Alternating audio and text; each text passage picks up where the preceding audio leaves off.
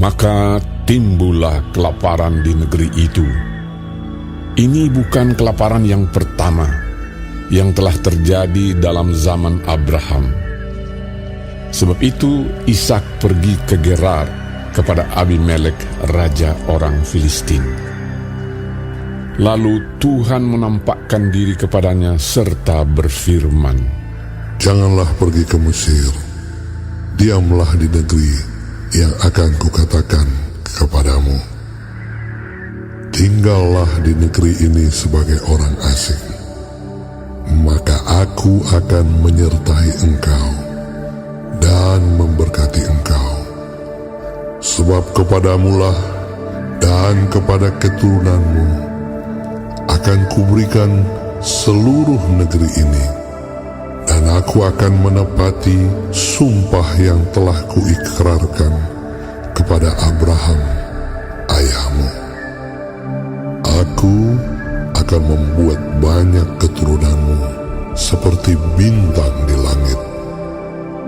Aku akan memberikan kepada keturunanmu seluruh negeri ini, dan oleh keturunanmu semua bangsa di bumi akan mendapat berkat, karena Abraham telah mendengarkan firman-Ku dan memelihara kewajibannya kepadaku, yaitu segala perintah, ketetapan, dan hukum-Ku."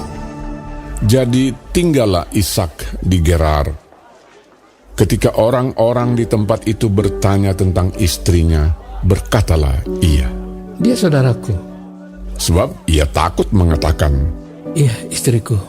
karena pikirnya, Jangan-jangan aku dibunuh oleh penduduk tempat ini karena Ribka, sebab elok parasnya. setelah beberapa lama ia ada di sana, pada suatu kali menjenguklah Abimelek, raja orang Filistin itu dari jendela. Maka dilihatnya Ishak sedang bercumbu-cumbuan dengan Ribka, istrinya. Lalu Abimelek memanggil Ishak dan berkata, "Sesungguhnya dia istrimu. Masakan engkau berkata, dia saudaraku?" Jawab Ishak kepadanya, Karena pikirku, jangan-jangan aku mati karena dia. tetapi Abimelek berkata, "Apakah juga yang telah kau perbuat ini terhadap kami? Mudah sekali terjadi. Salah seorang dari bangsa ini tidur dengan istrimu, sehingga dengan demikian engkau mendatangkan kesalahan atas kami." Lalu Abimelek memberi perintah kepada seluruh bangsa itu, "Siapa yang mengganggu orang ini atau istrinya, pastilah ia akan dihukum mati."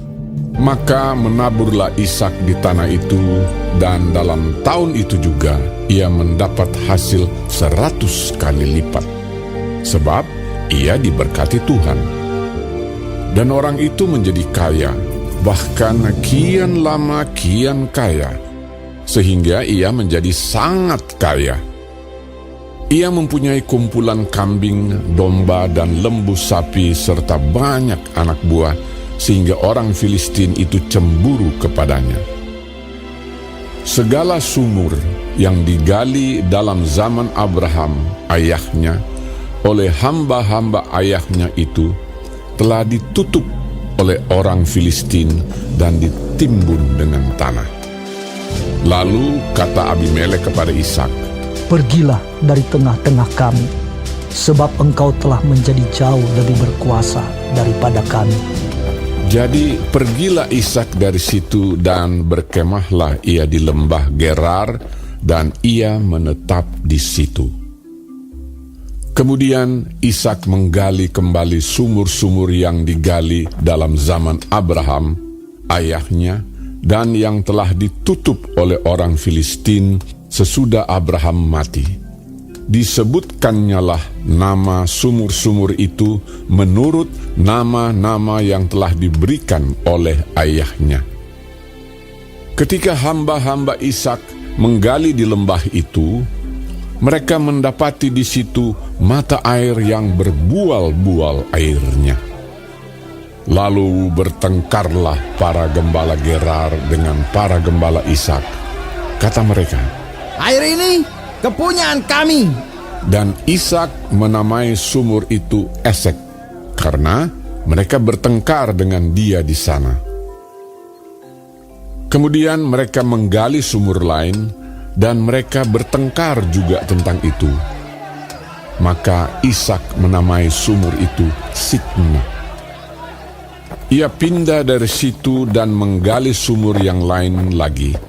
Tetapi tentang sumur ini, mereka tidak bertengkar. Sumur ini dinamainya Rehobot, dan ia berkata, Sekarang Tuhan telah memberikan kelonggaran kepada kita, sehingga kita dapat beranak cucu di negeri ini. Dari situ ia pergi ke Beersheba. Lalu pada malam itu Tuhan menampakkan diri kepadanya serta berfirman, Akulah Allah ayahmu Abraham. Janganlah takut, sebab aku menyertai engkau. Aku akan memberkati engkau dan membuat banyak keturunanmu karena Abraham, hamba-Ku itu. Sesudah itu Ishak mendirikan mezbah di situ dan memanggil nama Tuhan. Ia memasang kemahnya di situ, lalu hamba-hambanya menggali sumur di situ. Datanglah Abimelek dari Gerar mendapatkannya, bersama-sama dengan Ahuzat, sahabatnya, dan Pikhol, kepala pasukannya. Tetapi kata Ishak kepada mereka, Mengapa kamu datang mendapatkan aku? Bukankah kamu benci kepadaku dan telah menyuruh aku keluar dari tanahmu? Jawab mereka, Kami telah melihat sendiri bahwa Tuhan menyertai engkau. Sebab itu kami berkata, Baiklah, kita mengadakan sumpah setia antara kami dan engkau. Dan baiklah kami mengikat perjanjian dengan engkau, bahwa engkau tidak akan berbuat jahat kepada kami, seperti kami tidak mengganggu engkau, dan seperti kami semata-mata berbuat baik kepadamu, dan membiarkan engkau pergi dengan damai. Bukankah engkau sekarang yang diberkati Tuhan? Kemudian Ishak mengadakan perjamuan bagi mereka, lalu mereka makan dan minum. Keesokan harinya, pagi-pagi bersumpah-sumpahanlah mereka. Kemudian Ishak melepas mereka, dan mereka meninggalkan dia dengan damai. Pada hari itu, datanglah hamba-hamba Ishak memberitahukan kepadanya tentang sumur yang telah digali mereka, serta berkata kepadanya, Kami telah mendapat air. Lalu dinamainyalah sumur itu Sheba. Sebab itu nama kota itu adalah Beersheba sampai sekarang. Ketika Esau telah berumur 40 tahun, ia mengambil Yudit, anak Beeri orang Het, dan Basmat, anak Elon orang Het, menjadi istrinya. Kedua perempuan itu menimbulkan kepedihan hati bagi Ishak dan bagi Ribka.